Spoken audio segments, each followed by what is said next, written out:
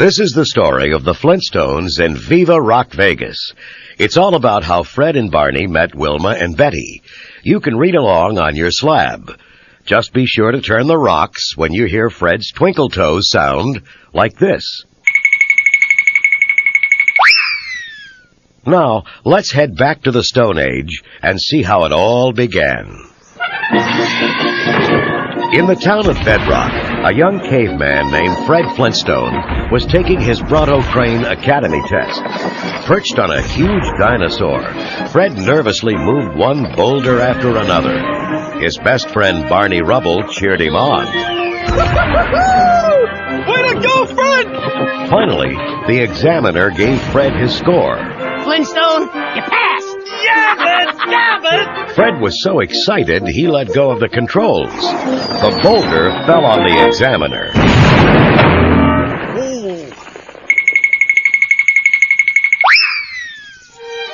Not far away, in a big mansion on a hill, wealthy young Wilma Slaghoofel stared dreamily at the busy town below. Wilma's mother, Pearl, stepped out on the balcony. Darling, please, come downstairs and at least pretend to be having a good time like everyone else. Coming, Mother. Wilma sadly joined the party. Her friends chatted about money, new clothes, and bigger houses. Wilma knew that there must be more to life, so she decided to run away and find out. That night, Fred slipped away from the Academy graduation party. I know I should be happy, but I guess I always figured by this point in my life I'd have somebody special to share my success with. Yeah, but I wouldn't worry about it, Fred. I mean, you'll meet somebody. It's like they always say. It'll happen when you least expect it. That's where you're wrong, Bob. You gotta go out there and make things happen. I mean, it's not like something's just gonna drop out of the sky, land right in front of you, and change your whole life.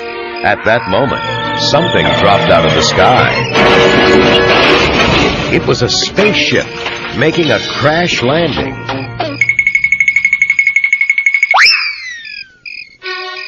Fred lifted the lid of the ship. The lid turned out to be the helmet of a little and rather annoyed green man. Would you mind not holding me by the antennae? Fred was amazed. What are you? I am the Great Gazoo. Barney was confused. The Great Kazoo?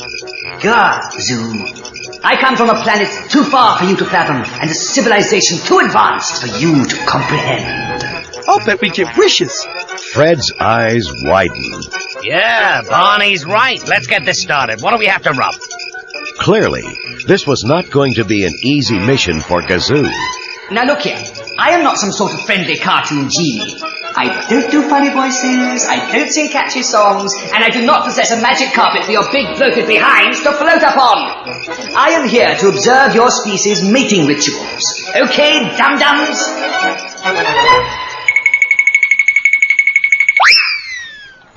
Like Gazoo, Wilma was also in a new world.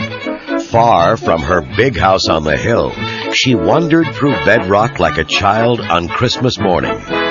As the hours passed, Wilma became hungry, but all her money was back home. A kind young waitress at the Boulder King took pity on Wilma. Oh, my. Are you caveless? Wilma tried to explain. No, I'm not. Don't you worry. You'll stay with me till you're back on your feet. I'm Betty O'Shale.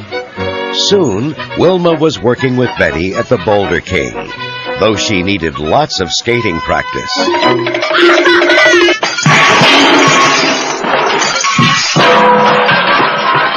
Fred and Barney drove up to the restaurant with Gazoo following. Okay, boys, time to get busy. I don't get paid by the hour, you know. Flustered, Fred tried to talk to Betty. Oh, you want a date? Well, why not? You can take me to the carnival tomorrow. Your little friend want a date too?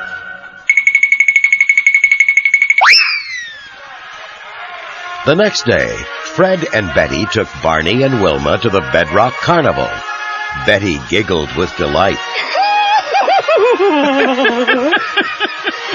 Wow, you got a really great laugh. Yeah, so do you.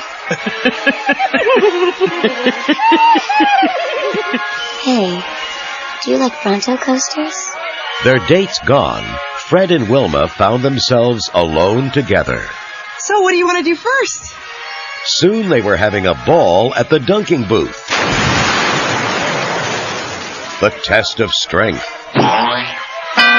The shooting gallery. And the bowling booth. The carnival man gave Fred a large egg as a prize. We got a winner. Later, Fred took Wilma for a romantic ride on the Ferris wheel. Wilma couldn't see Gazoo floating alongside. Now hurry up and kiss her, Jabba. Fred was just about to kiss Wilma when his prize egg began to crack. Out popped a cute baby dinosaur. He thinks you're his mother. Down, boy, down! The baby dino wiggled, jiggled, and slobbered all over Fred, knocking him off the ride.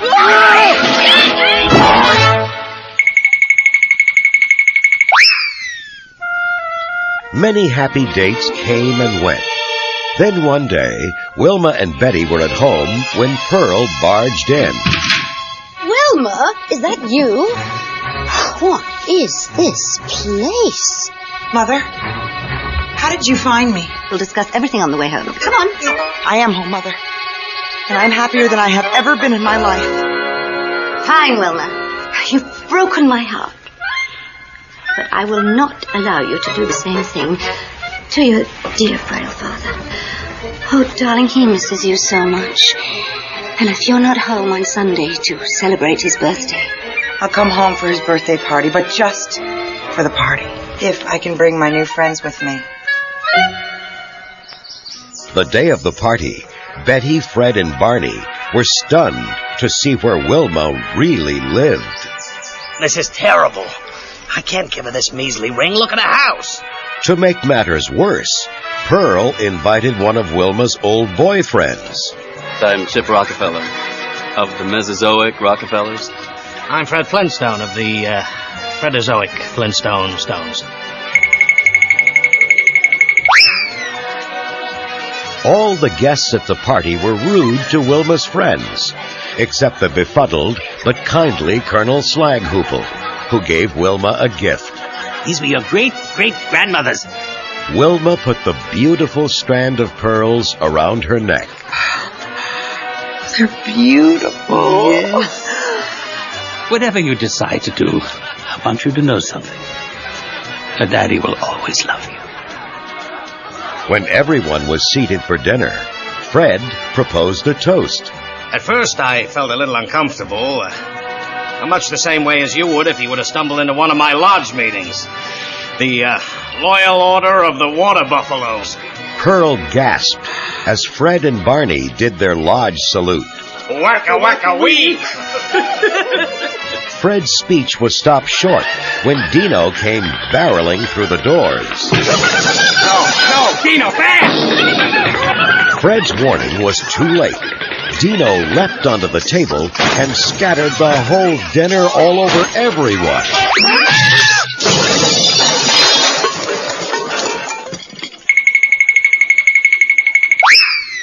Pearl was furious with Fred. You ruined my entire party, you idiot! You buffoon! You coming up! How can you treat people this way? Is it because they're not like you? You know what? That is why I like them, because they're not like you. As Wilma and her three friends left the mansion, Chip stopped them. Wilma, wait, please don't go. You were right back there. The way everyone's behaved today has been inexcusable.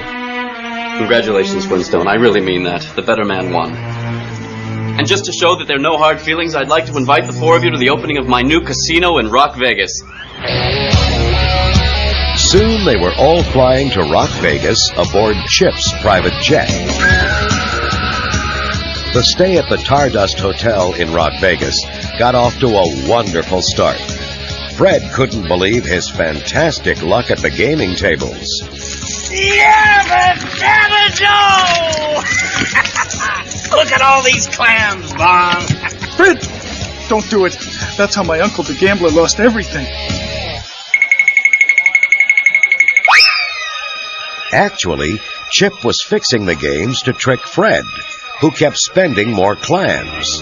All right, Flintstone, you've lost Wilma. Now it's time to lose everything else. He flipped a lever, and Fred immediately began to lose. Soon, all of Fred's money was gone. The crafty Chip refused to loan Fred more money. No.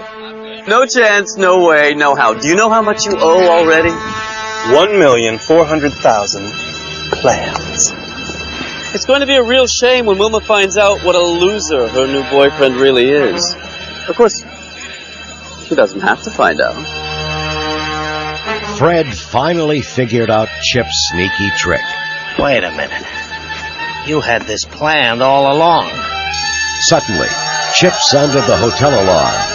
All the exits were sealed tight. Uh-oh, there appears to have been a robbery. As the hotel rumbled with the sounds of scurrying guards and curious guests, Chip went to the hotel safe. He quietly grabbed the rock pearl necklace Wilma had left in his care. Chip put his arm around Fred. We'll have to continue this conversation later, Fred. Please, step this way. As he said this, Chip slipped the pearls into Fred's pocket. Frantic guests packed the lobby. Chip approached a microphone. Ladies and gentlemen, I regret to inform you that there is a criminal in our midst. A very valuable necklace has been stolen from our hotel safe. A necklace belonging to my dear friend, Wilma Slycoots. Wilma stepped forward.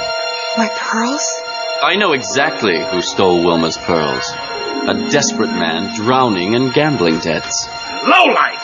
Fred, would you mind emptying your pockets? Fred was outraged. You think I stole Wilma's pearls, Chip? A string of rock pearls glistened from Fred's pocket. Chip pointed to Fred and Barney. Security, take this man to jail! Wait a minute! Barney tried to defend his best friend. Thank you, Mr. Rubble, for confessing to being Mr. Flintstone's accomplice! Take them both away!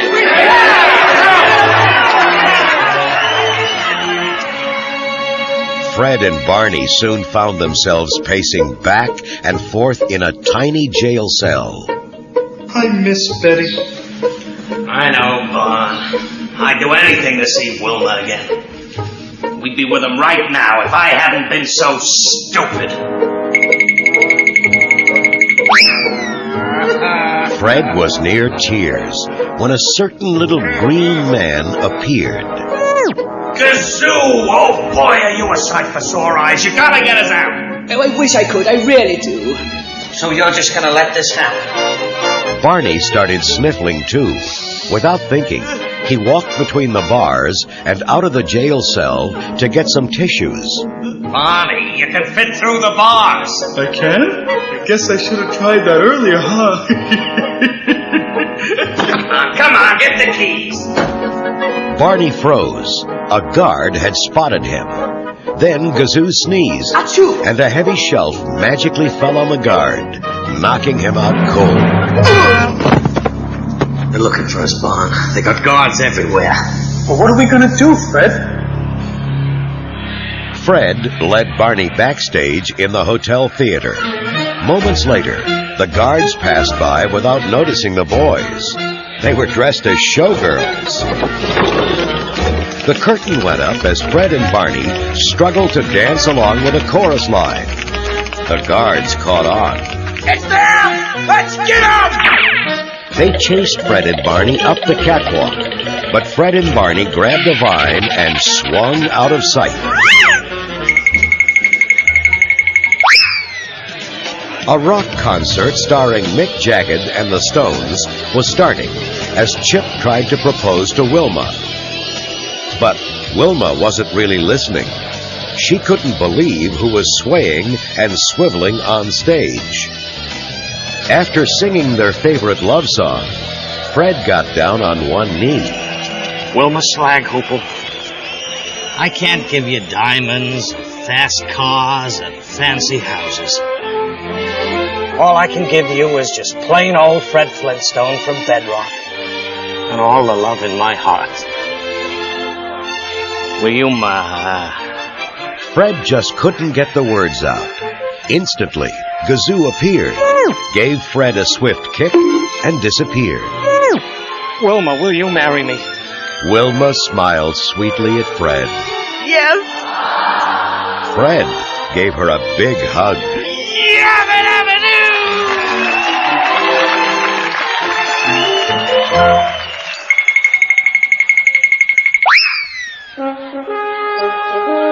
That night, a justice of the peace married Fred and Wilma.